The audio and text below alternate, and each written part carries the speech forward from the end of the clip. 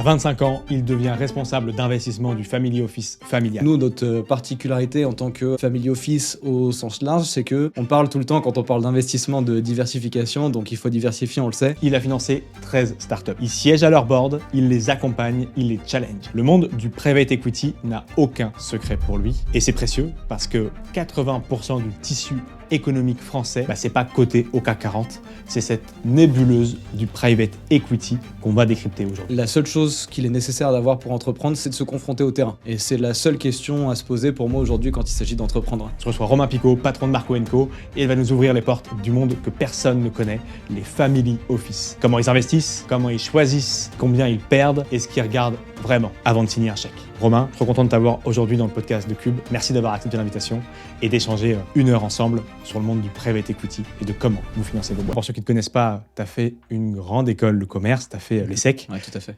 Est-ce que ça te sert aujourd'hui ? C'est une très bonne question.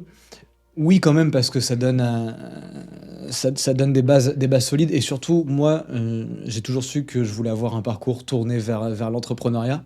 Et donc, quand t'es arrivé le deuxième cycle qui correspondait à des choix de cours, on va dire, un peu plus libres, à chaque fois, j'ai pris les cours entrepreneuriaux qui me permettaient justement à chaque semestre de repartir sur un nouveau projet de zéro et donc vraiment d'itérer ce process de création de boîte, de mettre du côté entrepreneur, en sachant que j'ai aussi entrepris pendant mes années étudiantes avec un ami de lycée.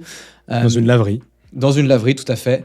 On a bifurqué vers un petit peu de blanchisserie parce que, donc je sais pas si tu veux revenir dessus après, mais comme il y avait le Covid, il fallait trouver le moyen d'occuper nos locaux, de faire tourner un peu toutes ces ressources qu'on avait à disposition et d'exploiter toutes ces heures disponibles qu'on avait et qui étaient, entre guillemets, perdues via tout ce qui était le couvre-feu, etc. Et donc, on s'est orienté vers du professionnel et donc, c'est une activité qui continue de vivre aujourd'hui.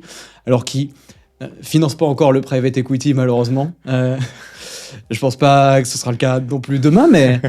Ça a combien de chiffre d'affaires cette activité d'ailleurs, la laverie qui était donc ta première aventure entrepreneuriale et c'est ce que j'aime beaucoup dans ton parcours puisque tu as déjà intervenu dans certains de nos concepts dont Plan Cube où tu as financé une des boîtes de Cube, on en parlera tout à l'heure, donc je connais un peu ton parcours et l'avantage que tu as c'est que tu n'es pas qu'un financier, tu as été aussi du côté entrepreneurial donc tu sais ce que ça fait quand tu finances une boîte, que des fois ça ne va pas, ça prend pas la trajectoire qu'on veut, ou ça met plus de temps, t'es pas juste le financier de base qui dit on n'est pas au rendez-vous, tu sais ce que ça a été d'être entrepreneur, quoi. Voilà, mais c'est très intéressant ce que tu dis parce que justement c'est aussi quand on est approché par des entreprises ou qu'on participe à des sessions de pitch ou autres, c'est exactement comme ça que l'on se présente, c'est de dire on est Marco & Co, Family Office, fonds d'investissement, mais on n'est pas du tout des financiers. Et c'est pas nous qui allons faire des due diligence sur la base de 15 000 tableaux Excel avec des tonnes de BP, de scénarios différents à faire bouger chaque petite virgule ou chaque petite variable.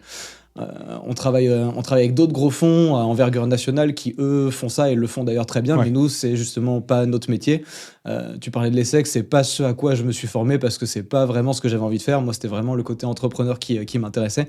Et donc, c'est exactement comme ça aujourd'hui qu'on se présente. C'est des entrepreneurs qui vont accompagner des entrepreneurs sur des problématiques auxquelles ils ont été confrontés. Mais l'école de commerce, c'est vrai que c'est le fantasme de tous ceux qui veulent entreprendre. Est-ce que tu récupères certaines des choses de ce parcours-là? Est-ce que ceux qui veulent entreprendre et qui nous écoutent, qui nous regardent aujourd'hui, que ce soit sur YouTube ou sur les plateformes de streaming audio comme Spotify, Deezer ou autre, parce qu'on est présent sur toutes les plateformes, tu leur dis, oui, si vous voulez entreprendre, faites des études dans l'école de commerce, ça coûte très cher, des dizaines de milliers d'euros, ou est-ce que tu es plutôt team, y a avec l'IA aujourd'hui, plus besoin de faire des études et donc n'allez pas en études supérieures, après le bac, montez votre boîte? C'est nuancé parce que l'IA, c'est évidemment très intéressant pour faire plein de choses et ça fait partie des choses dont on discute en privé, les automatisations. Mais l'IA est encore plus performante si justement tu es créatif et tu as de quoi l'alimenter toi-même. Donc, de ce point de vue-là, c'est quand même mieux d'avoir fait quelques études. Par contre, est-ce que c'est nécessaire de faire une grande école de commerce pour entreprendre ? La réponse est non. La seule chose qu'il est nécessaire d'avoir pour entreprendre, c'est d'observer des problèmes réels, c'est de se confronter au terrain. C'est de se confronter au terrain et sur le terrain, quelles sont les problématiques auxquelles je suis confronté dans mon quotidien et comment je peux y répondre. Et c'est la seule question à se poser pour moi aujourd'hui quand il s'agit d'entreprendre. bien au-delà de toutes les études. Et aujourd'hui, après l'époque Lavry et les différents pivots que vous avez faits, tu te concentres globalement sur la gestion du fonds Marco & Co. C'est donc du coup un family office. Est-ce que tu peux nous expliquer ce que c'est un family office et du coup, d'où vient l'argent que tu gères pour le compte de ta famille, puisque du coup, family office, c'est familial de fait. Ouais, tout à fait. Family office, en fait, on peut y donner deux définitions. Il y a les family office qui vont se positionner comme des gestionnaires de fonds ou gestionnaires de patrimoine privé issus de plusieurs familles. Et donc ces gens-là vont investir dans plein de classes d'actifs, l'argent de plein de familles différentes qui auront placé ça dans on appelle ça un multi-family office, multi parce que plein de familles. Okay. Nous, on fonctionne comme un solo family office ou single family office, c'est-à-dire que c'est uniquement sur la base de fonds propres, c'est notre argent familial. Le patrimoine issu, tu l'as évoqué aussi en préambule, de la vente des Volis. Et nous, qui était la boîte de ton papa du coup. Qui était la boîte de mon père, exactement. Et nous, donc, plutôt que de se dire ce sera patrimoine ou héritage futur, et on se lance dès maintenant dans l'action, dans le concret, dans le terrain, et c'est de l'argent qu'on va placer, qu'on va investir. Et donc nous, notre particularité en tant que family office au sens large, c'est que on a décidé de faire du capital risque notre cœur de métier. Alors bien sûr, on n'est pas complètement fou non plus. On parle tout le temps, quand on parle d'investissement, de diversification, donc il faut diversifier, on le sait. Mais là où la plupart des gens vont dire, et ils ont raison d'ailleurs, c'est que le capital risque et la start-up, c'est quand vous avez fini le jeu et vous allez faire 5 à 10%. Nous, on a dit, non, nous, ce qu'on aime, c'est l'entrepreneuriat, c'est le terrain, et donc on va prioriser le capital risque sur tout le reste. Et donc, c'est un peu ce qui fait qu'on est quelque part des ovnis dans ce secteur-là, mais c'est pas grave, on le prend bien et ça nous amuse. C'est-à-dire que vous n'avez pas du tout dans la stratégie du fonds d'or, de crypto, d'actions, c'est vraiment full private equity, full startup. Pas full, mais l'objectif, c'est que ce soit une dominante quand même startup. Voilà, on a des objectifs de déploiement d'ici à fin 2028. Alors on verra comment se comportent d'ici là les différentes classes d'actifs et ce que représentera le poids du portefeuille startup à fin 2028. Mais aujourd'hui, on peut envisager que ce serait entre 40 et 60% du portefeuille. Et toujours est-il qu'à côté de ça, voilà, il y a des projets qui peuvent nous amuser. Un petit peu comme des quêtes secondaires, mais dans la restauration, dans l'immobilier, dans les cryptos, puisque c'est aussi un sujet qu'on travaille ensemble, qui sont des classes d'actifs auxquelles on a quand même un petit peu touché. Voilà, histoire de ne pas faire non plus 100% en start-up, ce qui resterait déraisonnable. Ouais, et tu nous diras justement dans la suite de cet échange les différentes lignes du portefeuille, et du coup, on pourra en traduire votre thèse d'investissement. C'est du early stage, de ce que j'ai compris, donc c'est plutôt du stade d'investissement le plus jeune, quoi. Quelques centaines ou petits millions, ça reste des millions d'euros, c'est énorme quand même, mais c'est des levées qui sont en dessous de 5 millions d'euros, quoi, dans lesquels vous rentrez avec des tickets entre 50 et 100 000 euros globalement. Quand on travaille avec les projets de façon directe, oui, ça va être exclusivement des levées inférieures à 5 millions et même au-delà de ça. Globalement, des tours globaux à plus de 2-3 millions, c'est déjà plus pour nous. Ok. Et j'ai fait un épisode de l'émission L'Addition que vous pouvez retrouver en commentaire et dans la description pour ceux qui nous écoutent sur YouTube et sur les plateformes de streaming audio avec ton père justement, et notamment Amixem, La Boiserie, FIF, le fondateur de Bouscapé et d'autres entrepreneurs. On a mangé ensemble et on a discuté entrepreneuriat, et donc si vous voulez connaître les coulisses de la réussite d'une boîte, je vous mets ça dans la description parce que le parcours d'Emmanuel est aussi très intéressant. Justement, parlons un petit peu de ces lignes dans le portefeuille. Quelle a été la première startup que vous avez financée et pourquoi vous l'avez faite ? Donc on a structuré le fonds en 2023 et le premier projet financé à ce moment-là, c'était le projet Voltaire, donc, que toi tu connais certainement, mais projet basé à Angers. Ouais. Et donc Voltaire remanufacture des batteries lithium. Et qu'est-ce qui vous a plu dans cet investissement-là ? C'est le côté impact ? Tout à fait. Le côté impact, le côté énergie souveraine, le fait que ça fasse partie des grandes directives européennes, le lithium et les batteries, c'est-à-dire comment les batteries existantes et le gisement, en fait, on en fait quelque chose de durable. Et dans ce qu'a développé Voltaire, il y a vraiment Il y a ce côté impact écologique, il y a ce côté performance, puisque l'idée c'est de remanufacturer pour obtenir les performances de batteries neuves à partir de cellules déjà utilisées ou usagées, et donc le côté économique, puisque sur la base d'un gisement déjà existant et donc moins cher, tu arrives à obtenir des performances équivalentes aux neuves sur des prix plus que compétitifs et qui sont même aujourd'hui comparables à des prix de batteries chinoises. Donc voilà, quand on combine en fait ces piliers-là qui sont ceux du développement durable, qu'on apprend en fait dès le collège tout simplement, Ouais. c'est ce qui va nous animer en termes d'impact. Tu penses que l'industrie a une chance de réussir en France? Parce qu'on voit beaucoup d'entreprises en ce moment vaciller dans tout ce qui est la verrerie, tout ce qui est aussi l'électroménager. Et dès que c'est une boîte industrielle en France, avec les difficultés qu'on connaît du prix de l'énergie ou des salaires élevés, c'est compliqué de la faire tenir. Toi, tu crois, avec cet investissement, donc, encore à l'industrie en France et en Europe? Si on reprend l'exemple de Voltaire, on a vu de toute façon que c'est un projet qui crée de la valeur et qu'aujourd'hui, quand les batteries sont testées par leurs clients, et on parle de grands comptes, on parle de Somfil, Leroy Merlin, Valeo, pour ne citer qu'eux, tu te doutes bien que ces clients-là comparent aussi avec ce qui se fait à l'international. Et quand en fait tu alignes la performance économique avec la durabilité et l'écologie, pour moi il n'y a pas de raison que l'industrie dans ces formats-là ne réussisse pas. Le deuxième aspect, c'est que qui dit industrie ne veut pas dire ultra high-tech. On peut très bien faire de l'industrie avec des process qui vont être du made in France, mais juste sur de l'assemblage très simple, quelques composants. Pour moi, une industrie performante aujourd'hui, c'est une industrie avec peu de composants, justement. Et ça, c'est tout à fait possible parce que ça va dans le sens de l'histoire avec justement plus de réparabilité, plus de durabilité. Et donc, c'est pas d'aller chercher de la complexification dans l'industrie, mais en fait tout le contraire. Okay. Combien vous recevez de dossiers par jour, par mois, par semaine? C'est quoi, des dizaines, des centaines, des milliers ou très peu? Ça dépend à qui on se compare.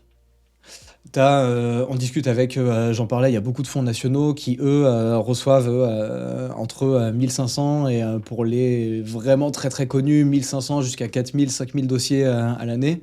Okay. Alors, je pense que ça va du dossier très abouti, international, série C, jusqu'à l'idée sur un post-it. Ouais. Voilà, l'idée sur un post-it de tiens, je connais quelqu'un qui travaille chez vous, j'ai pensé à ça, est-ce que vous voulez investir? Je pense qu'il y a un peu de ça aussi. En tout cas, je ne sais pas dans quelle mesure ça gonfle leurs chiffres ou pas. Ouais. Donc si on se compare à ces gens-là, forcément, nous, c'est microscopique, mais de plus en plus parce que il y a ces gens-là avec qui on travaille justement, qui nous alimentent en dossier, qui sont de plus en plus en fait des co-investisseurs. Okay. Il y a les projets directement, les entrepreneurs avec lesquels on travaille qui nous plébiscitent parce qu'ils saluent justement ce côté dont on parlait d'entrepreneur à entrepreneur et qui se disent qui nous envoient d'autres entrepreneurs en se disant tiens, c'est peut-être aussi ces gens-là qu'il vous faut parce que en termes de personnalité, ça va plus fitter qu'un fonds, on va dire, traditionnel. Et puis le troisième aspect sur lequel on travaille, et on travaille aussi ensemble là-dessus, tu le sais, mais c'est la visibilité.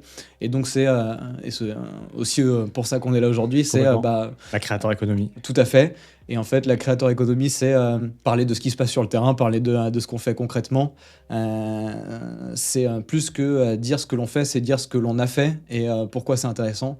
Donc voilà, donc ça fonctionne comme ça. Et en fait, ces trois aspects-là font qu'aujourd'hui, on est passé à la base, on participait juste aux sessions Pitch for Money organisées par la CCI qui nous donnait accès à 15-20 dossiers tous les 6 mois en gros. Aujourd'hui, 15-20 dossiers, c'est ce qu'on va recevoir en 3 semaines à peu près. Ok. Donc on va dire que ça progresse bien et qu'on doit continuer à se structurer pour pouvoir répondre à toutes ces personnes qui nous contactent aujourd'hui de façon quasi quotidienne. Justement, rentrons dans le vif du sujet d'une startup qui pourrait vous contacter et qui du coup vous envoie son business plan, son idée, son post-it, whatever, ce que la startup veut. C'est quoi ce que tu regardes en premier? Et là, ça va être super important pour ceux qui nous regardent et nous écoutent. Qu'est-ce que regarde le Family Office Marco & Co et donc, je pense, une bonne partie des family office un peu sérieux, en premier quand ils reçoivent un mail ou une sollicitation? Le premier truc, c'est d'où ça vient. J'essaie de comprendre comment la personne m'a contacté, comment cette personne a eu un accès direct à moi. Parce que c'est important de savoir avec qui tu vas pouvoir travailler sur ce projet. Et si c'est juste, comme on en a aussi parfois, un envoi issu d'une base de données, un Sales Navigator, où le gars va juste envoyer 4 chiffres en te disant vous allez faire un ROI de dingue, et on en reçoit aussi des comme ça, bah là effectivement je vais... Red flag. Voilà. Bah, red flag pas forcément, le projet peut être très bien mais c'est pas ce qui va m'intéresser. Ok. Il y a un aspect qui est très important ensuite, c'est l'aspect géographique, on reste un peu dans le d'où ça vient, mais est-ce qu'on a un ancrage territorial avec ce projet ? Pourquoi c'est important pour nous ? Parce que, on en a parlé, on fonctionne en famille, en microstructure, et on est très attaché à faire rayonner le territoire. L'implantation à Angers, pour nous, c'est quelque chose quand même de très important. Et donc, on va quand même privilégier les projets qui sont quand même plutôt dans la région. Angers, région Pays de Loire. De plus en plus Paris, parce que ça reste quand même relativement accessible. On dit non à tout ce qui est basé hors de France, globalement. D'accord. Voilà. Et derrière, si on creuse vraiment les aspects business, c'est comment tu as structuré ton mail et ton pitch deck. Pourquoi c'est très important ? Parce que si dans ton approche, que ce soit par écrit ou dans ta présentation, tu vends très mal le projet, tu ne sauras pas vendre ton produit derrière. Et donc, il y a des mails qu'on lit, qu'on ouvre juste dans leur structure ou les informations qui ont été mises en avant. Puis ensuite, sur le pitch deck, on se rend compte que là, ça ne va pas être possible. Où tu te dis, si le gars vend un projet comme ça, qu'est-ce qui nous dit qu'il vendra mieux son produit en gros ? C'est quoi par exemple l'exemple à ne pas faire, si tu peux en citer un ? Sans forcément le nommer, mais l'erreur du mail à pas faire qui est mal vendu. Il est trop long, il est trop court, il est pas assez percutant, il donne trop de chiffres, pas assez, ça serait quoi ? Alors déjà, il est trop long. Un truc sur lequel on a travaillé dans la réception des dossiers, c'est savoir présenter un projet en 80 mots maximum. Ok. Parce qu'un projet c'est bien... très court. C'est très court. C'est un tweet, quoi. Ouais, c'est ça. Mais un projet, en fait, un projet bien pitché, c'est un projet qu'on a compris en une phrase et 2 maximum, en gros. Un projet que t'as pas compris, en fait, t'as pas envie d'y passer plus de temps que ça à l'étudier. C'est peut-être un excellent projet, mais si c'est pas accrocheur, c'est pas intéressant.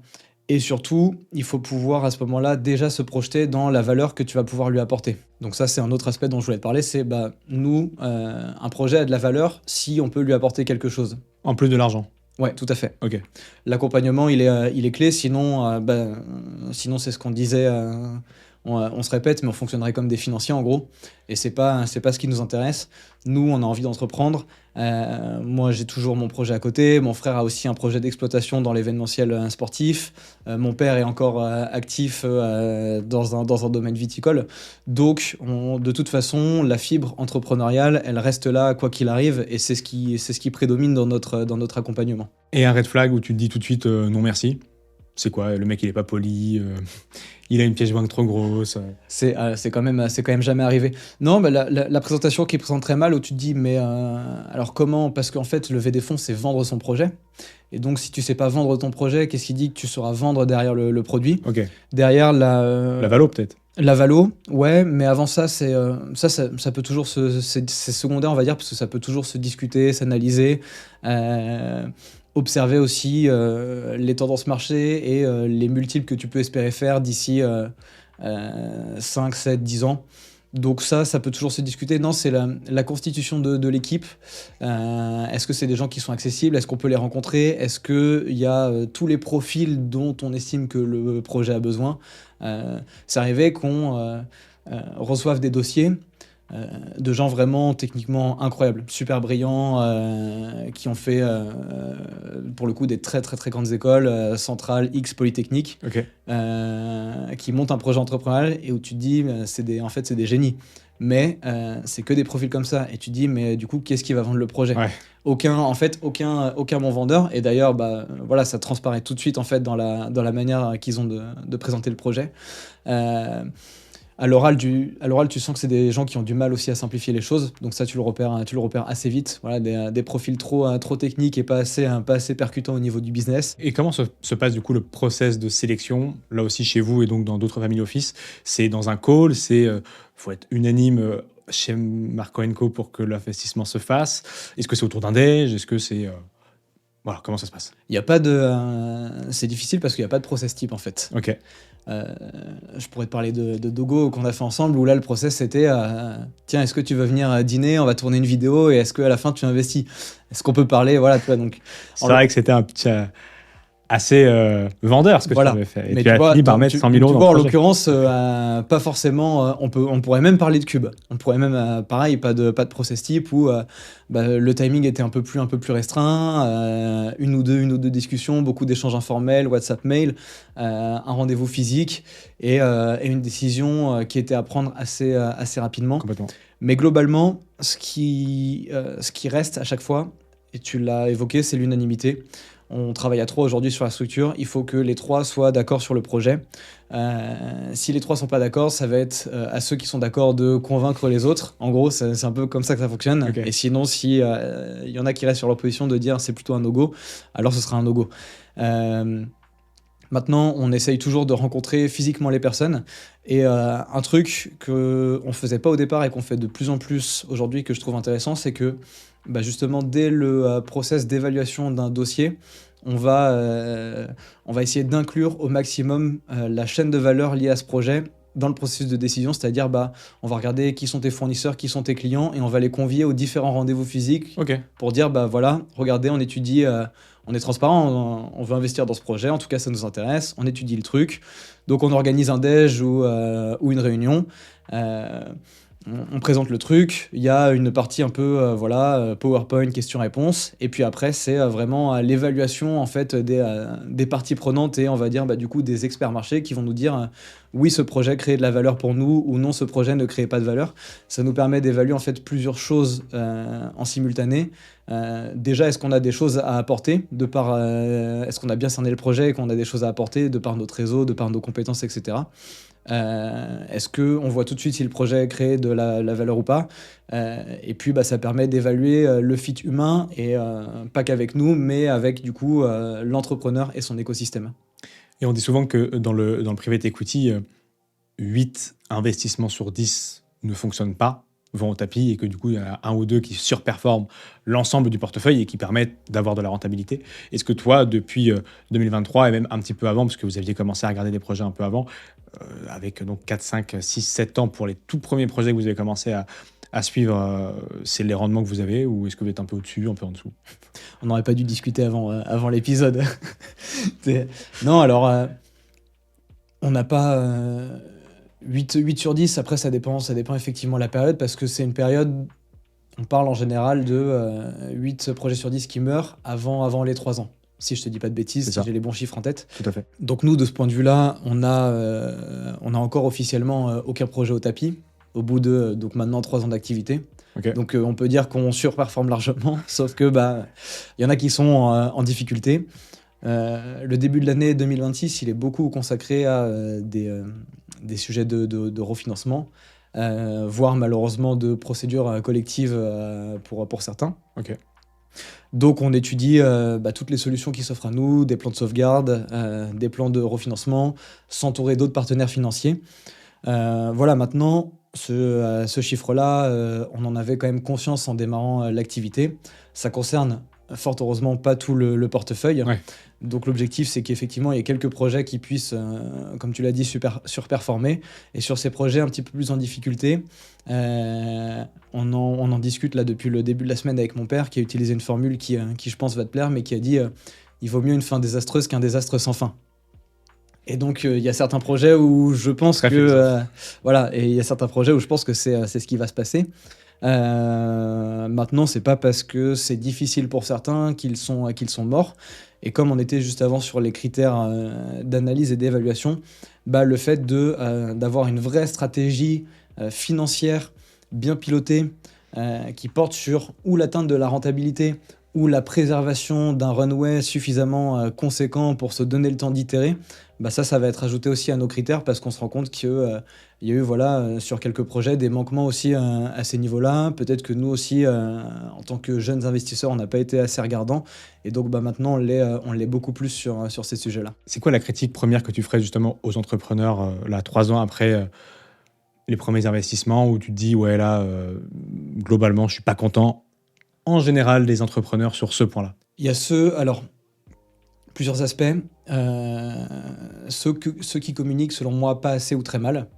Pas d'un point de vue externe, mais d'un point de vue interne. C'est-à-dire que en tant que en tant que sparring partner, en tout cas c'est comme ça qu'on a envie de se positionner, on a besoin de pouvoir être force de proposition et donc de recevoir du feedback. Et je ne sais pas si les entrepreneurs, de ce point de vue-là, il faudrait que j'en rediscute avec certains, mais est-ce qu'ils ont peur de, entre guillemets, prendre notre temps, de nous déranger?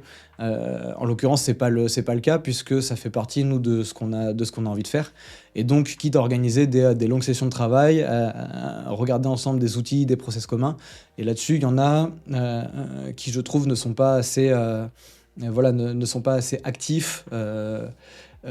Et font pas assez de feedback. Et le deuxième aspect, c'est ce que je disais avant, c'est le manque de pilotage financier. Et ça, malheureusement, on parlait des études en préambule. Le fait d'avoir fait une école de commerce aide quand même un peu à ce niveau-là, parce que ceux qui en ont pas fait du tout et qui, on va dire, font l'impasse au niveau de la finance en se disant je vais me concentrer sur mon produit et sur mes ventes, et qui derrière, alerte rouge, une alarme au niveau de la trésor. Ah oui, tiens, j'avais pas fait gaffe à ça. Non, malheureusement, ça marche pas comme ça. Mais comment vous gérez cette frustration? Si je prends l'exemple de Dogo, où on attend des agréments auprès de l'autorité des marchés financiers, ou d'autres boîtes qui mettent un peu de temps, est-ce que voilà, tu te ronges les ongles tous les jours en disant je peux toujours pas sortir, ou globalement ça va? Vraiment pas. Vraiment pas, parce que on a démarré il y a 3 ans. On se donne des objectifs quand on investit de 5 à 7 ans, en sachant que déjà c'est une moyenne, que tous les projets ne vont pas survivre, et que de toute façon, les projets qui vont évoluer avant ces 5 à 7 ans, en général, c'est plus pour le pire que pour le meilleur.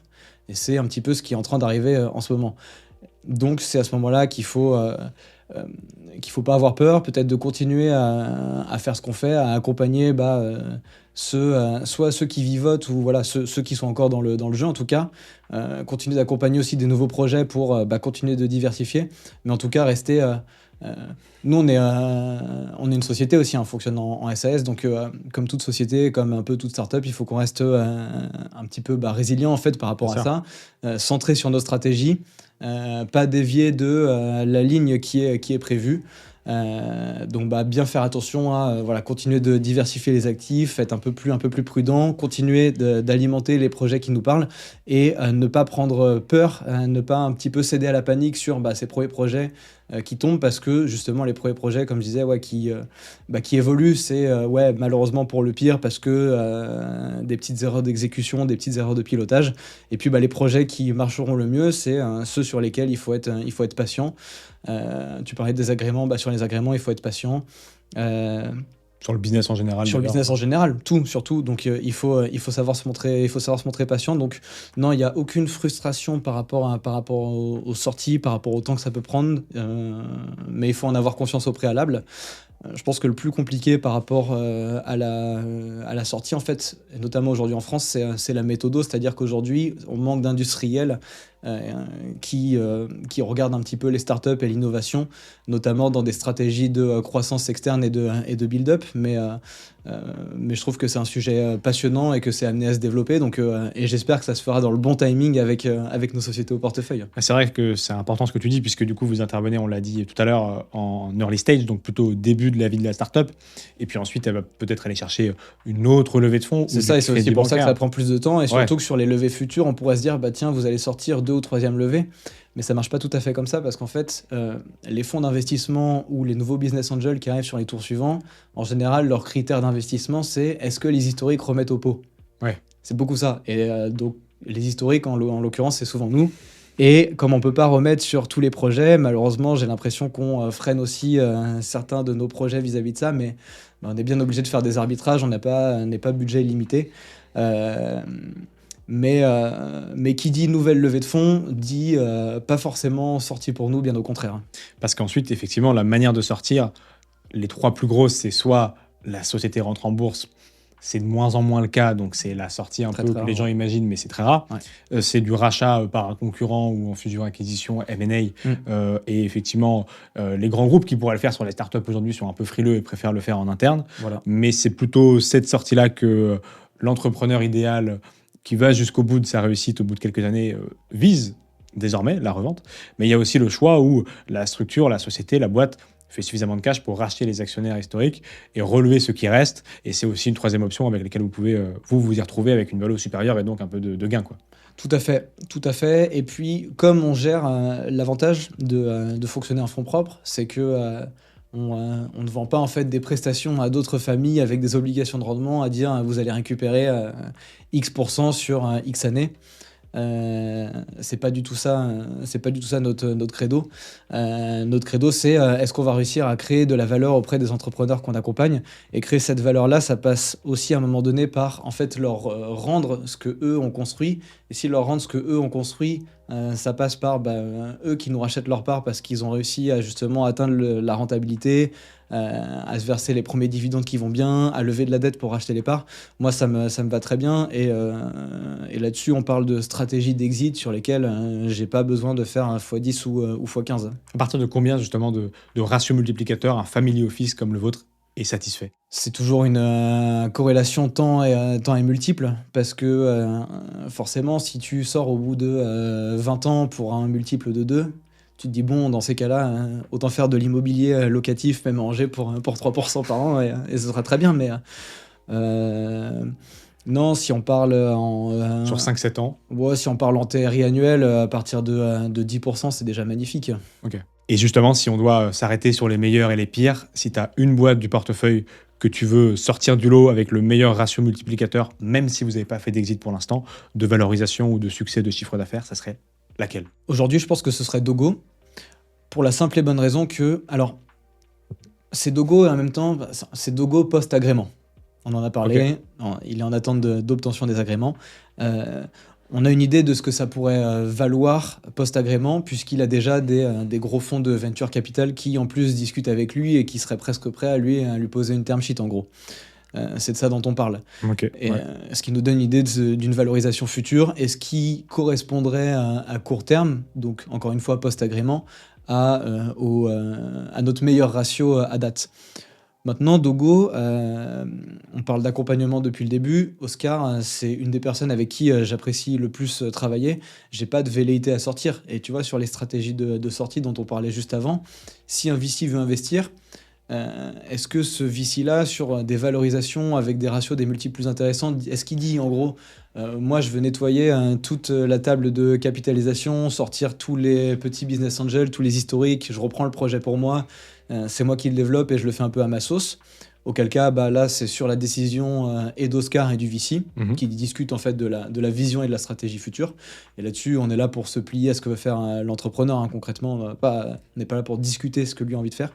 Soit ce VC dit, non, les principaux historiques, j'ai besoin qu'ils soient avec nous parce que leur accompagnement est clé, et auquel cas, j'aurais pas de velléité plus que ça à sortir, parce qu'encore une fois, j'adore travailler avec Oscar. Mais c'est très fort ce que tu dis, parce que tu mets pas d'ego dans tes investissements et tu mets pas non plus de priorité au premier arrivé. Tu dis, si on doit sortir, on sortira, ce qui est assez rare pour un business angel. Normalement, il y a plus d'ego que ça et de volonté de tenir la barque.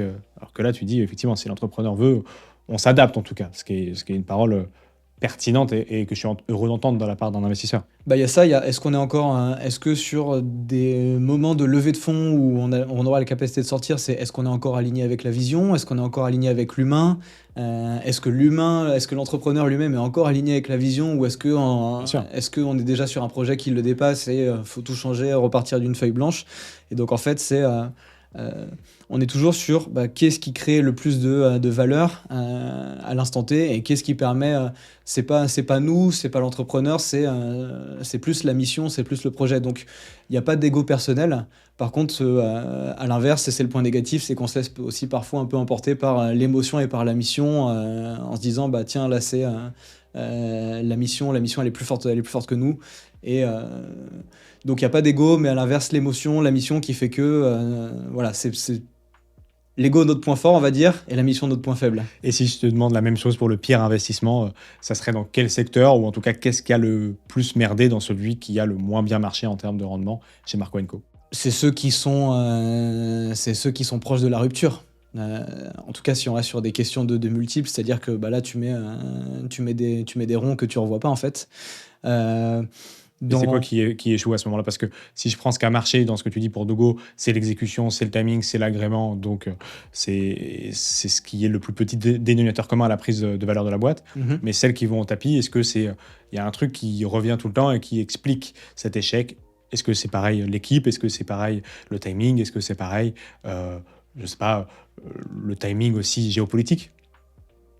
Non, le timing géopolitique sur des startups qui sont aujourd'hui très franco-françaises, il est quand même difficile à entendre, hein. Ok. Les gens qui viennent en France te disent non, qui sont sur des produits des marchés français qui disent c'est à cause de Trump. Le détroit d'Ormuz qui est bloqué, globalement ça marche pas. Non, globalement c'est pas une excuse qui fonctionne ça. Non, sur le dénominateur commun aujourd'hui des projets qui n'ont pas fonctionné, c'est le manque de vision et de pilotage financier. Ok. Voilà, c'est surtout et sur des secteurs vraiment très variés. Mais quand je dis ça, c'est-à-dire c'est des projets qui se sont pas donné le runway nécessaire à leurs ambitions et qui n'ont pas mis en place en conséquence les bons outils de suivi pour savoir quand est-ce qu'il fallait lever des fonds, que ce soit des fonds privés, de la dette, etc. Et qui ont toujours fait les choses, on va dire, à contre-temps au niveau du pilotage financier. C'est quoi l'erreur numéro 1 que tu repères après le financement d'une startup chez Marco? Est-ce qu'elle met trop d'argent dans le marketing? Est-ce qu'elle fait des mauvais recrutements? Elle n'arrive pas à vendre. Elle n'arrive pas à vendre, toujours? Ouais. Même après la levée? Toujours. Ok. Et c'est pour ça aujourd'hui qu'on fait gaffe à cet aspect-là dès le pitch deck, la manière de présenter le projet. Voilà, encore une fois, lever des fonds, c'est vendre un projet. Si tu vends très très bien ton projet, aucune raison que tu ne vendes pas mal ton produit, même si ça peut arriver. Et aujourd'hui, voilà, le piège qu'on constate le plus, c'est effectivement, il y a sur le papier, c'est très joli, il y a un beau BP, mais derrière, l'attraction n'est pas là parce qu'il y a des petits retards d'exécution commerciale. Et donc derrière, c'est comment on rattrape ça. Est-ce qu'il faut retoquer du coup la stratégie, le persona, sur qui tu crées le plus de valeur. Est-ce que c'est un problème prix? Est-ce qu'il faut voilà. Et donc ça, c'est ce qu'on a le plus constaté post-levée de fonds, c'est le manque d'exécution et de traction commerciale par rapport à ce qui est prévu au moment où on lève. Et aujourd'hui, tu as quel âge? 26 ans? Ouais. Si tu devais lever 500 000 €, ce qui est à peu près la levée moyenne des projets avec lesquels vous participez dans les tours de table, compte tenu du fait que tu sois passé de l'autre côté du miroir et de la barrière avec Marco, comment tu ferais? Déjà, dans quel secteur tu irais aujourd'hui, si tu devais lancer un projet en tant qu'entrepreneur? Et comment tu ferais pour lever ces 500 000 €? Alors, si je devais aujourd'hui relancer un projet d'exploitation, soit ce serait continuer de développer mon projet autour de la blanchisserie. Auquel cas, aujourd'hui, lever 500 000 €, ce serait pour réseau de franchise, en fait. Je le vendrais comme ça. Okay. C'est de dire, je lève pour derrière faire un effet de levier bancaire très fort et non plus ouvrir une, mais 10, 15 exploitations qui vont faire exactement ce qu'on a fait. Parce que ça a marché. Tu m'avais posé la question du chiffre d'affaires au tout début, mais en gros... Sans pouvoir donner de chiffres parce qu'on discute en ce moment de peut-être une session, mais en gros on est sur un business qui a fait dès les années Covid 33% de BE, donc c'est énorme, qui peut se montrer rentable, pardon. Et donc aujourd'hui c'est exactement ce BP là que je vendrais sur la base de ce qu'on a mis en place, les process mis en place, et donc je lèverais 500 000 comme ça en allant discuter en fait avec des personnes issues de l'ensemble de ma chaîne de valeur, c'est-à-dire des gros restaurateurs qui disent oui, effectivement, moi, la blanchisserie industrielle, j'ai eu des soucis, donc ce que tu fais, ça me parle. Okay. J'irai discuter avec des concierges, j'irai discuter avec des gens, des grands patrons issus de la blanchisserie, en fait, des gens experts du secteur. Qui pourront observer que sur ce que j'ai fait par le passé, ça a créé de la valeur pour des clients et ça a créé de la valeur économique, et qui donc serait en fait beaucoup plus facile à convaincre. Je me concentrerai vraiment sur ce secteur-là. Lever de l'argent auprès de ses clients, c'est la meilleure preuve de valeur pour toi? Ouais, je pense. Pas forcément lever auprès de la société, parce que quand tu lèves auprès d'une société, c'est parfois la société qui en fait veut mettre un peu le nez dans tes affaires, te faire concurrence, regarder un peu, voilà. Mais plus se faire tamponner. Voilà, c'est ça. Non, mais plus en fait, pas tant la société, mais le dirigeant, tu vois, c'est plus la personne derrière. Okay. Parce que c'est vraiment la personne qui va apporter plus que la société. Mais si, en l'occurrence, le client est représenté non pas par la société, mais le dirigeant, ouais, là, pour moi, c'est top signal. Je te pose quelques questions, tu réponds du tac au tac, vrai, faux ou ce que tu veux. C'est des questions que se posent le plus les gens sur le monde du family office sur Internet. Le family office, c'est réservé aux ultra riches. Non, mais quand même, alors, quand même plutôt vrai. Surtout si on parle de toute façon, si on parle de multi-family office, à savoir investir son argent auprès donc de gestionnaires, ils ont des tickets forcément minimum. Et si on parle de solo family office comme nous, si on veut effectivement diversifier quand même un petit peu ses actifs et pouvoir se positionner sur de la start-up et donc des levées de fonds qui requièrent quand même un peu de financement, c'est quand même plutôt réservé à un certain niveau de patrimoine. À nuancer quand même parce qu'aujourd'hui, il y a de plus en plus d'initiatives qui visent à ouvrir l'investissement en start-up, de plus en plus de club deals, c'est très marketé, c'est très... on parle beaucoup aussi, la tendance est au SPV, ce que je trouve très bien. Et en fait, un SPV aujourd'hui, n'importe qui investit, quelle que soit la classe d'actifs, peut se dire oui, les startups me sont ouvertes. Tu peux nous expliquer en un mot ce que c'est les SPV, s'il te plaît? SPV, c'est des véhicules en général qui servent à investir dans les startups. Aujourd'hui, ça fonctionne comme ça, présidé par le board de la startup, ce qui fait qu'en termes de gestion et de gouvernance, ça pose pas de soucis. Mais donc, un SPV va regrouper plusieurs dizaines, plusieurs centaines, voire plusieurs milliers d'investisseurs sur des très petits tickets.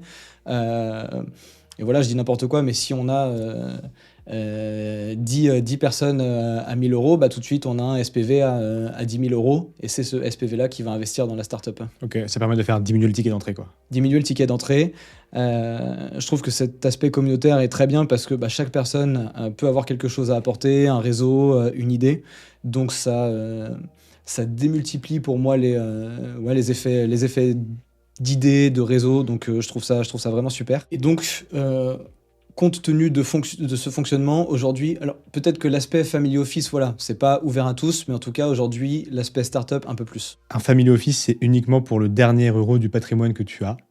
En gros, c'est vraiment le dernier boss final des investissements, après l'immobilier, après les actions, après les cryptos, après tout ça. Dans notre cas, faux. Ouais. Ouais. Dans notre cas faux, mais parce que, encore une fois, c'est la fibre entrepreneuriale qui parle. Peut-être que si on avait été des passionnés de crypto, comme toi tu l'es depuis 2017 ou 2018, je ne tiendrais pas le même discours, mais nous on est des passionnés d'entreprise et d'entrepreneuriat, donc dans notre cas, en tout cas c'est plutôt faux, de manière générale plutôt vrai. Un family office, c'est mieux qu'un fonds d'investissement.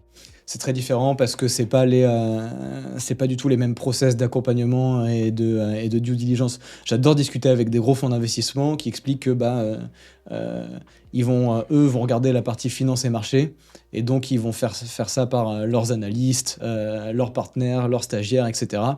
Et faire ça de façon hyper pro sur plein de fichiers différents et derrière tout le reste ils vont tout auditer, faire appel à des cabinets qui vont payer très cher, mais c'est aussi ce que tu payes quand tu investis dans un fonds de fonds, c'est aussi tous ces audits qui vont expertiser la partie produit, la partie process et même la partie humaine. J'ai découvert ça, c'est à dire qu'ils font appel à des cabinets qui vont aller interviewer les cadres dirigeants, le personnel et faire des rapports psychologiques sur et remettre des rapports de plusieurs pages. Non, lui, à ce moment-là, cet entrepreneur, il vous pète entre les doigts, on le sent fragile et red flag. Donc, il y a même des audits aujourd'hui comme ça. Donc, nous, évidemment, on le fait pas. Déjà parce qu'on sait pas le faire, nous, et parce qu'on n'a pas les moyens d'auditer ces gens-là. Mais tout ça pour dire que c'est très, très différent dans la manière d'analyser un dossier et donc derrière, aussi de les suivre. Un family office, c'est transparent. Est-ce que vous publiez, vos résultats, un peu comme la bourse ou au contraire, vous gardez ça pour vous? Je pense que la question, là, elle vient autant du côté des gens curieux que des entrepreneurs qui veulent peut-être pas communiquer leur levée ou leurs résultats. Alors en l'occurrence, la transparence, je suis pour, j'aurais tendance à dire vrai, mais aujourd'hui, le contexte sécuritaire fait que plutôt faux, et c'est pour vivre heureux, vivons cachés. Et la dernière question, c'est il faut au moins une dizaine de personnes pour faire tourner un family office. Faux. Vous êtes 3. On est 3 et pas à temps plein, donc complètement faux. Est-ce qu'il y a un livre business qui t'a parlé, que tu conseillerais aux entrepreneurs? Tu parles beaucoup de la vente. Est-ce qu'il y a un film, un podcast, un livre que tu conseillerais aux entrepreneurs? Alors, sur la vente, pas forcément, mais c'est sur l'état d'esprit entrepreneurial. Moi, le premier podcast, c'est pas vraiment un podcast, c'est plus une conférence, mais qui m'a marqué, c'est le TEDx de Simon Sinek sur trouver son why, trouver sa mission. Et, et c'est ce qui résume bien, je trouve, l'esprit entrepreneurial et ce qui doit être à la base de tout projet. Est-ce que l'intelligence artificielle, c'est une menace pour l'économie aujourd'hui du monde, pour vos investissements, ou au contraire, on en a très rapidement parlé tout à l'heure, ça peut être un accélérateur de succès pour vos boîtes et l'économie en général? C'est quoi ton regard sur l'IA? Je vais grossir le trait volontairement, mais limite aujourd'hui, quelqu'un qui monte sa boîte un peu tout seul de son côté en freelance et qui est absolument un pro de l'IA, capable de faire tourner des dizaines et des dizaines d'agents, en fait, ça reviendrait à faire tourner une startup déjà de plusieurs employés. Alors, j'abuse un peu le truc, mais pour moi aujourd'hui, ces outils d'IA, ça donne cet accès un peu plus démocratique, je pense, à l'entrepreneuriat, à condition de savoir s'en servir. Et l'IA, encore une fois, selon moi, reste d'autant plus performante que si on est créatif dessus et qu'on sait exactement quoi lui demander. Donc, c'est un super support. Remplacer, je pense pas, parce que de toute façon, l'IA a de base besoin d'un cerveau humain pour fonctionner, et voilà, elle sera toujours plus forte que si on sait comment et sur quoi l'orienter. On arrive à la fin de notre échange, Romain, et on a les 2 questions traditionnelles qu'on pose dans le podcast de Cube que tu connais peut-être. Et la première, c'est le plus petit dénominateur commun à ton succès ou au succès des boîtes que vous financez chez Marco & Co. Je te donne ces 6 phases de ce dé: la vision, l'exécution, le risque, la résilience, le réseau, le timing. Si tu dois trouver le plus petit dénominateur commun au succès, ça serait lequel? L'exécution, parce que c'est vraiment la mise en action qui va faire la différence entre un projet qui avance et un projet qui n'avance pas. Voilà. Moi, je suis passionné des gens qui font et des gens qui vont vite. Donc, dans mon travail d'accompagnement, c'est ce que j'essaye de transmettre, et c'est ce que j'ai envie d'atteindre en retour aussi des entrepreneurs qu'on accompagne, et c'est ce qui compte le plus aujourd'hui pour moi. Et si justement tu dois sortir quelque chose du parcours familial que tu as pu avoir avec ton père, quelque chose, une phrase business ou une inspiration qu'il t'a donnée ou quelque chose que tu as vu au quotidien que tu aimerais transmettre, ça serait quoi? C'est pas tant une phrase ou un conseil business, mais c'est de par son histoire quand il la raconte. C'est que vraiment, il n'y a pas de recette magique dans le business ou en entrepreneuriat. Il a eu énormément d'idées au cours de sa vie, certaines qui ont bien marché, d'autres pas du tout. Il avait revendu des boîtes déjà avant Evolis, d'autres qui sont allées au tapis. Et Evolis aujourd'hui, tout le monde voit ça, Marco & Co, par ce prisme-là, le prisme de cette réussite, et nous demande un petit peu voilà, la recette magique, qu'est-ce qui s'est passé, comment on réplique. Mais en fait, c'est ça qui est bien dans l'accompagnement, c'est que la recette magique que l'on donne, entre guillemets, c'est pas celle de la réussite, c'est plus les temps de crise, comment ils ont été gérés, qu'est-ce qui s'est passé au niveau financier, au niveau humain. Voilà, et l'histoire liée à ça, c'est que Evolis, c'est une boîte qui a été créée fin 99, début 2000, qui était en grosse difficulté financière début 2001. Et puis à un moment donné, il a suffi d'un déclic, d'une vente d'un contrat pour que tout bascule. Mais qui derrière, voilà, a traversé plein de tempêtes. Et, on parlait du Covid au début, il y a eu aussi cet aspect-là. Comment on gère les finances à ce moment-là. Voilà, en sachant que c'était une boîte qui travaillait à l'international. Donc c'est ça que je trouve intéressant, c'est la recette magique, c'est pas ce qui fonctionne, mais c'est les difficultés qui ont été traversées et comment on peut transmettre ça aujourd'hui dans les projets qu'on accompagne. Et puis surtout, les recettes d'hier ne sont pas les recettes d'aujourd'hui. En plus, et il faut on vient de parler d'IA, c'est complètement ça, et comment aujourd'hui on intègre ces nouvelles manières en fait de faire du business. La dernière question du podcast Signature, et elle est particulièrement forte avec toi qui finances des boîtes. Qu'est-ce que l'argent ne t'a pas permis d'acheter? OpenAI. Un peu trop cher. Un peu trop cher. Non, mais sur ce que l'argent n'achète pas, c'est il y a un peu la tranquillité d'esprit en fait de se dire, surtout dans des périodes un petit peu comme ça où les boîtes sont en difficulté, tu as toujours ces questions qui reviennent de comment je vais pouvoir les aider, qu'est-ce que je vais pouvoir sortir un petit peu de mon chapeau magique? Est-ce que j'ai un truc qui n'a pas été testé au niveau vente, marketing, business? Ou est-ce que je m'y suis pas bien pris dans ma manière de discuter avec les bonhommes qui gèrent cette boîte? Et donc, je suis jamais tranquille, ouais, quand une boîte est en difficulté, parce que j'ai toujours envie de comprendre ouais, pourquoi ça marche pas, qu'est-ce qui va pas, qu'est-ce que je peux améliorer. Et je pense que de toute façon, on peut refinancer autant qu'on veut, l'argent n'achètera jamais ça. Merci Romain d'avoir partagé toutes les coulisses d'un family office. Merci à toi, c'était trop cool. Pour ceux qui veulent justement rencontrer Romain et aller encore plus loin que cet échange, je mets le lien de Marco & Co en description. Et je crois que vous avez un nouveau process qui utilise justement l'IA pour sélectionner vos boîtes, ou en tout cas qui ne va pas tarder à arriver, pour essayer de faire un premier tri et vous donner le résumé de tout ça. Donc soyez précis et prenez les conseils de Romain pour essayer de maximiser les retours en règle générale des family office et des business angels que vous allez contacter durant votre levée de fonds si vous en faites. Merci Romain. Merci Valentin.